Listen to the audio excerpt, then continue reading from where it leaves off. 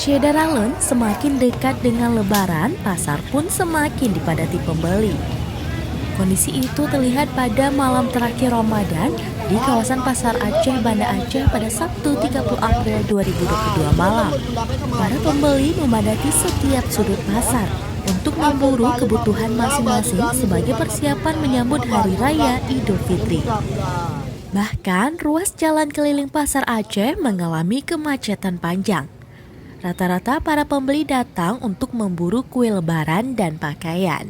Apalagi di malam-malam terakhir banyak barang diobral dan diskon besar-besaran.